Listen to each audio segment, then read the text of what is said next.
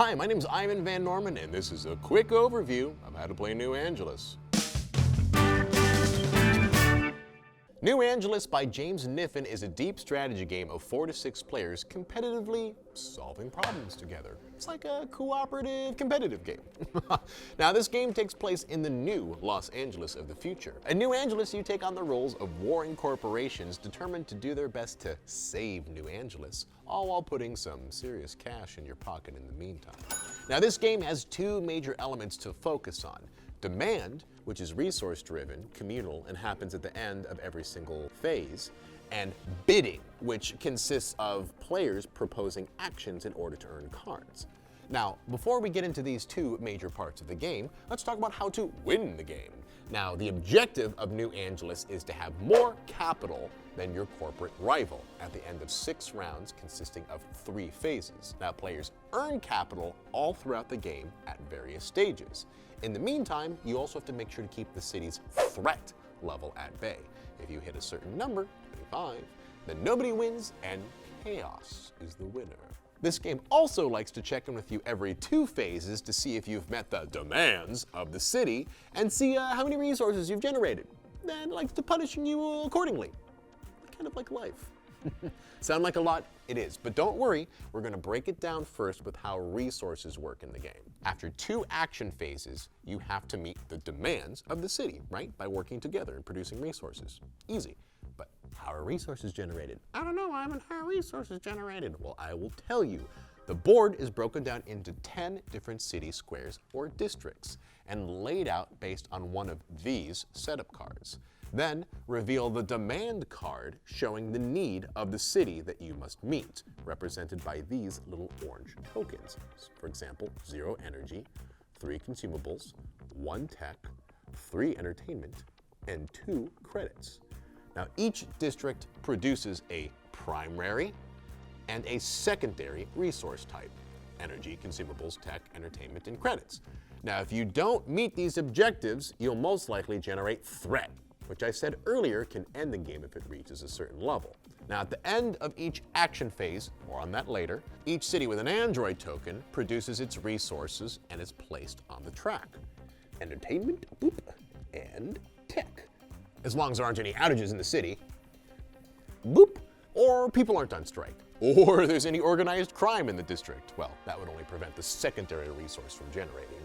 Assholes. Any district that generates resources will also generate a level of unrest, which first starts as a protest, then escalates to a strike if the resource is generated in that same district. Now, if there happens to be a human first token in that district, unrest goes from nothing to a strike immediately. Now, after production, the event phase takes place, in which tells you to put even more nasty things on the board, either preventing production or generating more threat leading to a loss. So how do you handle all the nasty things on the board and actually get things done in this game? Well, that's where the second part of the game and the corporations and their ultimate weapons, are assets, come to strike. Now, at the start of every game, every corporation has a hand of action cards shown on their corporate cards, as well as 1 emergency action to use in a round. Now, the action phase consists of bidding and counterbidding on these asset cards, using these action cards. Now, you want these asset cards because they allow you to do cool things. But how do you get them, though? By killing it on the asset floor with your diplomacy and your social prowess. Now, what does that mean? Well, at the beginning of each action phase, before any districts produce anything, there'll be up to 3 to 5 assets in a round, the first amount being what's shown on your setup card. Starting with the first player, which is randomly picked at the beginning of the game, they reveal the first card from the right and then propose an action from their hand that they wish to execute this round. That is the offer. Next, the player next to them gets to propose a counter-offer, providing a card from their hand which they think is better than the original offer. Why? Because Genteki sucks and you should fear them. They are the poison that will ruin New Angeles. Also because you want that sweet, sweet asset card. And now once everyone has a chance to counter-offer, people who don't have an offer on the board get a chance to support a frenemy by bidding 1 or more action cards from their hands to the choicest action. Now, whoever has the most amount of points after a single round of bidding gets the asset card, as well as their action card text activates on the board. So think of each card like a potential action on your turn and a vote when it's not your turn. And during your turn, you can do whatever you can to secure your friends' votes or their cards. Now this is interesting because you can make side pocket deals at any times using either capital, previously won asset cards, or any other kind of trickery in order to convince the other corporations to come to your side of things. Now once that asset is over and given to somebody, the person to the left gets to flip a new asset card, and the offer, counter-offer, and bidding begins anew. And you do this continually until there are no more asset cards available. Once that happens, you move on to the production phase, which we discussed earlier, and then the event phase. So that's a lot. And there's a lot of moving parts to this game, but you can kind of think of playing New Angeles a little bit like this. Bid until there's no more assets. Produce. Resolve the event. Bid until there's no more assets. Produce. Then resolve the event. Then meet the demands of the city. It's really actually all laid out on this rule counter right here, in which you have action phase, demands, action phase, demands. Now the game ends after you've repeated this lovely little mantra 3 times. And after the last round of demands have been met, you again check your total capital and see if that you've beaten your rival, or if the city's threat didn't get you first. This means that multiple people can win this game, but there is always at least one loser. Sucks. Now, almost all of the action cards in this game have to deal with either removing or placing tokens in miniatures on the board, and are usually helpful to everybody, but very helpful to some, depending on their corporation's secret asset cards, which in this case is called investments. Ew, business talk. But each corporation usually specializes in one type of action card: security, biotech, construction, media, or labor.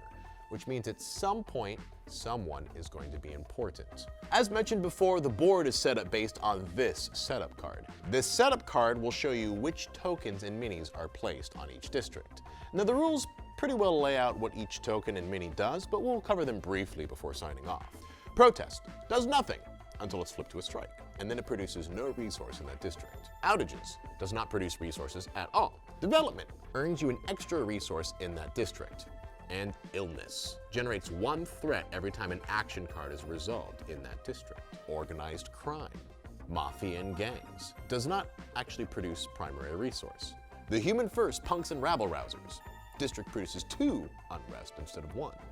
PriSec, private security. Little right guys. Enemy units, punks, and gangs cannot occupy the same spot as these guys do and push them around the city.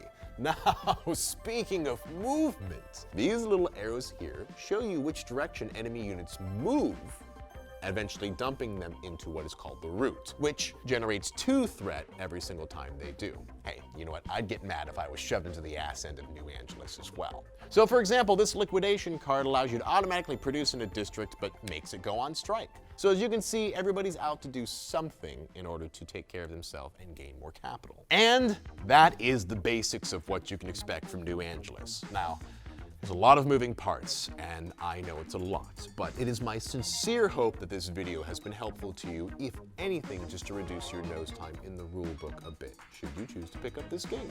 Make sure to tune in this Thursday and watch us play this game live on Game the Game, which you can watch on twitch.tv or Project Alpha. It's a fun show that we do every week where we have new guests and we just play fun board games on our channel with you, the audience.